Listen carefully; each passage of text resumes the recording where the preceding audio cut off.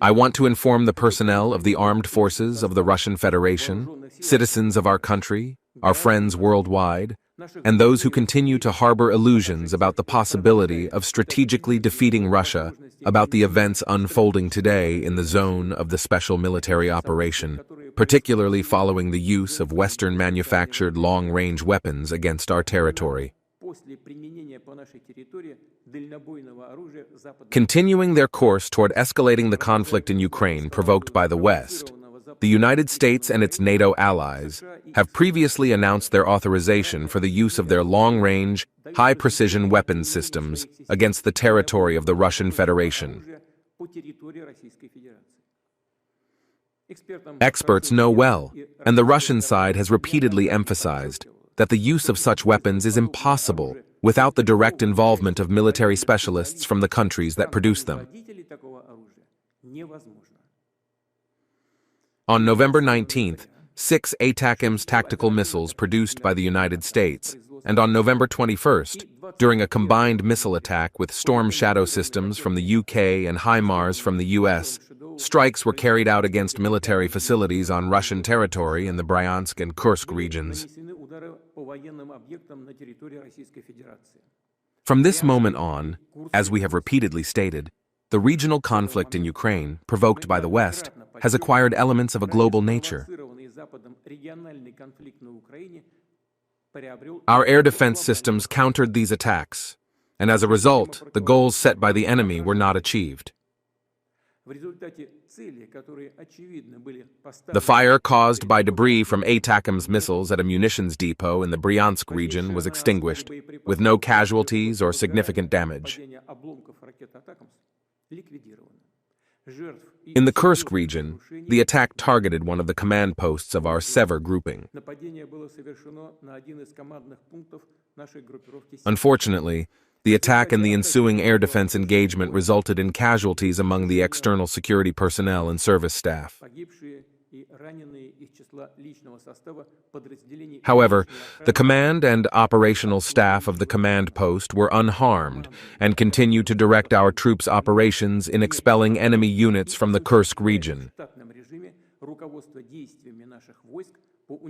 I want to emphasize again that the enemy's use of such weapons cannot influence the course of military actions in the Special Military Operations Zone.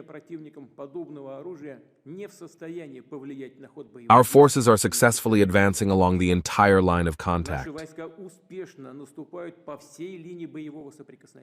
All the objectives we set for ourselves will be achieved. In response to the use of American and British long-range weapons on November 21st, the Russian armed forces carried out a combined strike on a Ukrainian defense industrial facility. During the operation, we tested one of Russia's newest medium-range missile systems under combat conditions, using a ballistic missile equipped with non-nuclear hypersonic technology. Our missile specialists have named it Oresnik, hazel. The tests were successful, and the target was hit.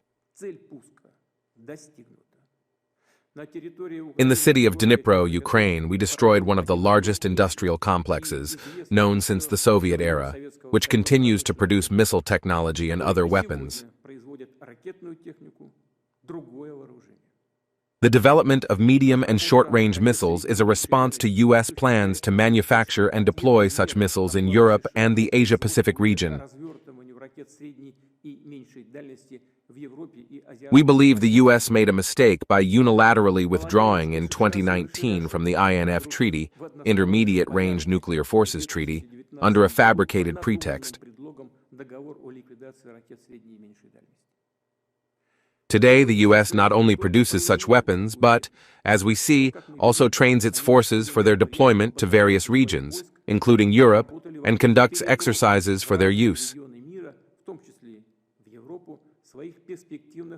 Let me remind you that Russia voluntarily and unilaterally committed not to deploy medium and short-range missiles until similar American weapons appear in any region of the world. The testing of the Oresnik missile system under combat conditions is a direct response to NATO countries' aggressive actions against Russia. The decision to further deploy medium and short-range missiles will depend on the actions of the United States and its satellites. Targets for future strikes during tests of our new missile systems will be determined based on threats to Russia's security.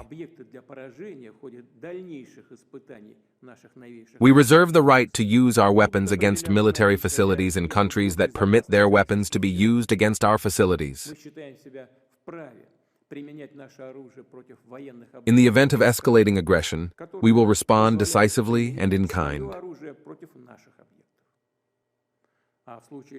I recommend that the ruling elites of countries contemplating the use of their military contingents against Russia seriously consider this.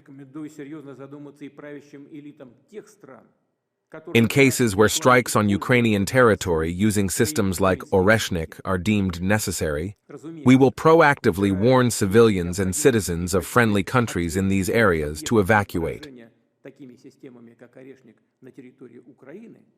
We will do this publicly and openly out of humanitarian considerations, without fear of interference from the enemy, who will also receive this information. Because there are currently no means to counteract such weapons. These missiles strike at speeds of Mach 10, 2.5 to 3 kilometers per second.